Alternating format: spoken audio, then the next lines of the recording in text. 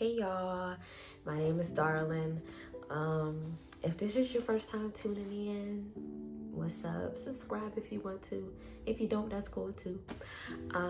So it's been a minute.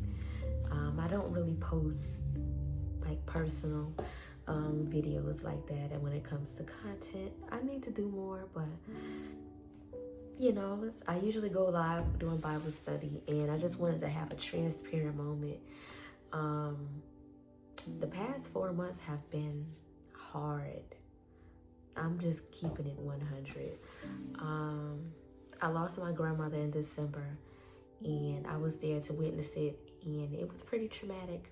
I'll be lying if I said it wasn't.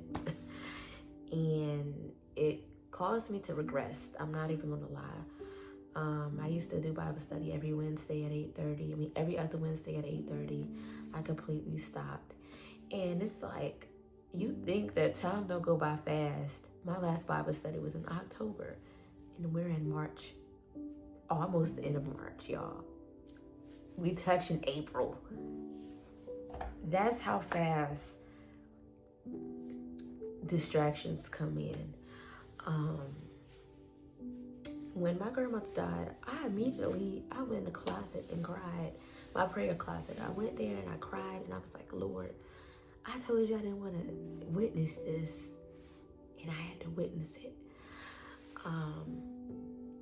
And then I lost my cousin in February, the end of February, and it's just been crazy. And I was sitting with the Holy Spirit, and he asked, what does I will never leave you nor forsake you mean to you? And it made me think, if y'all have that answer, put that in the comments. You know what the Holy Spirit asked me. What does I will never leave you nor forsake you mean to you? Put that in the comments. I did not have the answer. I'm not gonna lie. I was like, you, Holy Spirit, you asking me this question that I'm struggling, I'm going through it right now. It's like, that's not what I wanted to hear from you. I wanted to hear, a lot of times we get into moments where we want God to give us specific answers, and sometimes the answers, of course, all of the time, the answers are in the Bible, number one. But a lot of times, the answers is with sitting with the Father and waiting, being still and know, because He knows our heart's desires, but He wants to hear it from us. But He also wants us to know if we can be still and listen to Him, And it was like, man, when He asked that question, I'm like, what does I will never leave you nor forsake you mean to me? And I couldn't help but think. I was in deep thought. It was like the Jeopardy song that was in my head, like, because I struggle with faith, especially in this season, y'all. I'm being transparent. Faith, y'all. I'm like, it means you'll always be there for me. Just giving these answers like a child, because I always come to the Holy Spirit, and I come to God like a child, because He's my Father. So I'm just like, I don't know, Lord. I don't know, because I have a son who's on the spectrum, severe needs, and I think a lot of times we struggle with the faith aspects of things because we don't see the light at the end of the tunnel. We don't see it.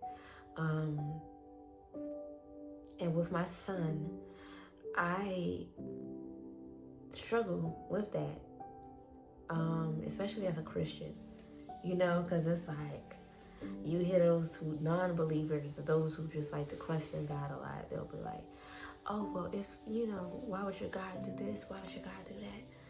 And I was like, man, this is overwhelming. This is a lot. And I was reading Job, and he was saying, it was like one of those things, like, why not you? That's what I got out of it. That's what I got out of it. It was Job 1:10, when his wife told him to curse God and die. And Job responded with, should we accept only good from God and not adversity? Throughout all this, Job did not sin in what he said. We oftentimes expect only God to give us the good. We don't like the pruning. We don't like the stripping. We don't like the loss. We don't like the moments where we're down to our knees on our face in silence. We don't like that. Like, a lot of us, I mentioned this in a Bible study before, a lot of us are spoiled by God, We're just spoiled. We're his kids, and we're like, God, Dad, what's up? But that's the time he really wants us the most. Because if he gave us everything we wanted, everything we asked for, we wouldn't need him. We wouldn't put in the work. We wouldn't fast. We wouldn't pray. We wouldn't build that relationship because we expect it to come so easy. And that's another reason why a lot of people who come to Christ and they feel like they lose everything, it's because those things that they got when they weren't walking with God, God didn't give it to them. So he has to take them through that pruning, that stripping. So it's like, when it comes to my son, I'm like, man, this is hard. And I have to trust him.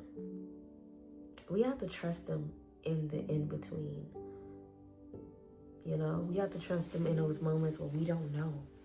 Those moments where our kids have those meltdowns and we're like, yo, Lord, I don't know what's going on. Help me. We have to trust him, and we have to stay consistent with him in order to hear his voice, because he'll give us instructions. He'll give us instructions on which route to take, even when it comes to doctors, therapists. If we allow the Holy Spirit to lead us, he'll give us the instructions on which therapist would be the best for our son, which therapist doesn't have his or her best interest, It's those things where we have to just surrender it all completely. We got to, y'all. And I just want y'all to just sit on that question that the Holy Spirit asked me. Sit on that question. What does "I will never leave you nor forsake you" mean to you? Especially if you're going through it, whatever you're going through. Ask him. So I love y'all. Have a great day. Have a great night, wherever you are watching it. Peace. Hey y'all, my name is Darlin. If this is your first time tuning in, what's up?